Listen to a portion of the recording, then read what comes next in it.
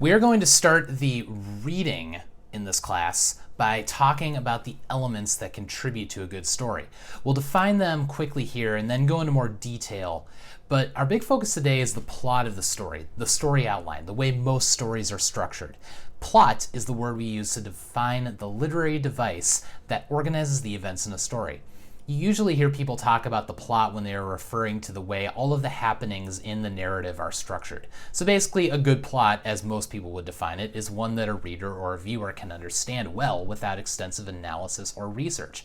Unless you're into that, and some people are. But sometimes there can be twists and turns in the narrative. You might not understand everything until it's all said and done, but by the end, you are usually able to understand the journey on which the story has taken you, and hopefully you're able to recognize its themes as well. There are a couple ways to chart out the plot of a story.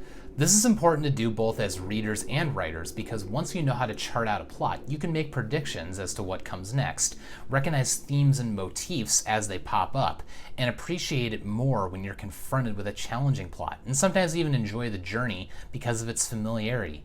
You will love literature more, as well as be able to write your own stories much more easily. The first way to do this is with the story pyramid. This is a very easy to understand diagram in which you can plug almost any story with which you are familiar. I'll show you all the steps and fill in some definitions about these steps as we go. The first part of a story is plot exposition. This is where you are introduced to the world of the story, perhaps meet the characters, understand the potential for the conflict that will drive the story, get some background information, and maybe first glimpse the setting. Sometimes the story will just dump you right into the world and expect you to kind of pick this up through the initial actions of the characters. Like maybe you have two sisters in a palace and one has magical ice powers that hurts the other within the first several minutes. You can easily see through this first piece of action that there's potential for this story to go places. It's established relationships between the two mains, shown characteristics, and introduced us to the setting. The story can now get on with it without ever giving us spelled out once upon a time there was a blah blah blah. However, that doesn't mean that the once upon a time method of plot exposition is necessarily bad. One of the most successful films of all time uses a method quite similar to this. In fact, they just use scrolling text in space. Once you've got that information, you move on to the rising action. This is where the story takes off. Events are put in motion, tension starts to build, and we understand that there is a conflict in the story. The rising action heightens the suspense around this conflict. Maybe the Empire burns down your aunt and uncle's moisture farm, or maybe everyone at the party sees that you can shoot icicles out of your fingertips. There can sometimes be a catastrophe, a sudden turn from bad to good that takes place and moves the story along quickly. This can happen in stories where everything was normal or typical during the plot exposition. A catastrophe would be getting your name called at the reaping, or your parents being shot in Crime Alley.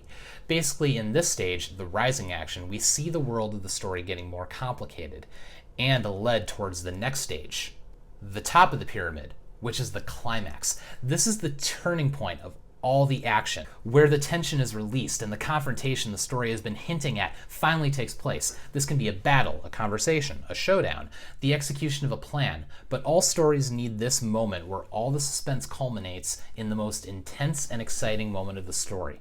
There are many ways that this can play out, but one of my favorites is the eucatastrophe, which is opposed to catastrophe is the sudden turn from bad to good. This is the moment where all hope is lost, and all of a sudden something changes to help the protagonist conquer the obstacle in front of him or her. Next we encounter the falling action, the effects of the story on the characters. Did relationships change throughout the story?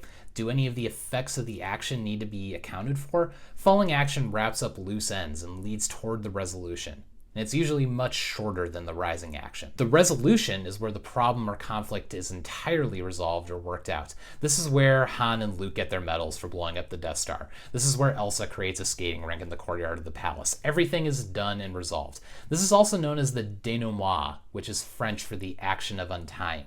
This is significant because if the rising action complicated everything, the story needs a part where it gets simplified or untangled. Things need to go back to the uncomplicated state now that the problem is resolved.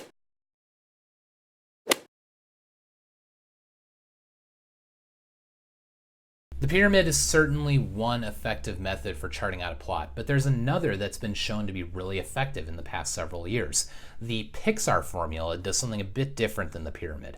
It works more like a Mad Lib and contends that the story with a good plot, at least by Pixar standards, could also be plugged into this formula. It goes like this. Once there was a blank, every day blank, one day blank, because of that blank, because of that blank, until finally blank. Now, the idea is that good stories can also be plugged into this formula. And by plugging your own ideas into this formula, you can sort of assess the effectiveness of the plot structure. So let's just take a look at how one of Pixar's own stories fits into their own formula. Once there was a cowboy doll named Woody. Every day he was played with by his owner, Andy. One day, Andy got a new toy, a spaceman named Buzz Lightyear. Because of that, Woody became extremely jealous and was banished by his friends after attempting to push Buzz out of a window. Because of that, Woody and Buzz had to join forces to get home. Until finally they became friends and found their way back to Andy. Now, this way may seem simple, but it does require more detail and imagination. You have to give more thought to the exposition right off the bat, and you also need to figure out how to have a climax without putting it into a diagram. However, this method is great if you already have an idea and you want to test it out a few different ways to see how your plot could progress. You could plug a story into this formula several times and see if there are different choices you may want to make.